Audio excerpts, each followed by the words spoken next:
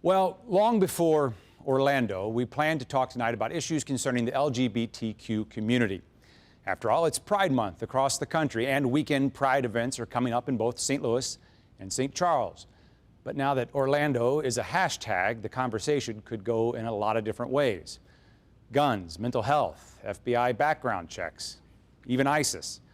But we are sticking with the focus of issues concerning the LGBTQ community. Or maybe a better way to say it is issues concerning our community. Because even before Orlando, our guest tonight will likely say there was plenty to talk about. Now it just may be more urgent that we do so. So stay tuned. Stay Tuned brings together local experts, journalists, civic leaders, and regular people to have tough conversations for a stronger St. Louis. Add your voice to our conversation, and you're at the table as we stay on top of current events and go deeper, bringing more light and less heat to the issues that matter. From the 9 network of public media in Grand Center, this is Stay Tuned.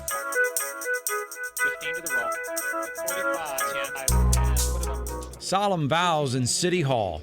Those were the images framing last year's Pride Month in St. Louis and many cities around the country. With the Supreme Court ruling in favor of same-sex marriage, it looked to many like the LGBT community was gaining acceptance, and many hoped equality under the law. But this year, the images filling the country's consciousness are unspeakable, or at least they should be. The highest toll for a mass shooting in U.S. history, 49 killed, dozens more injured. Shooters have proven there's nowhere they won't murder. Movie theaters, grade schools, church services. Now a nightclub, a gay nightclub, where many say they come for the social shelter as much as any celebration. So now that a gunman has murdered in yet another formerly safe place, what happens next? Is Orlando a sign of how much hate for gays still lives? What does this year's Pride Month mean now? What do organizers, participants, allies hope to accomplish this month in the shadow of so much sadness? Is it time to mourn? Time to move forward? After all, even before Orlando, I give you this ring, as a sign of my vow. And even with all of the I-dos of the last year, many have advocated that there is still much more to do for true equality.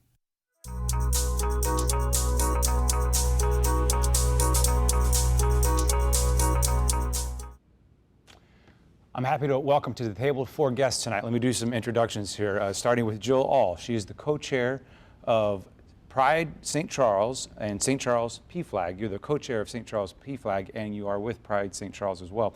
Leon Braxton, the director of diversity and inclusion with Pride St. Louis, and St. Louis Black Pride vice president.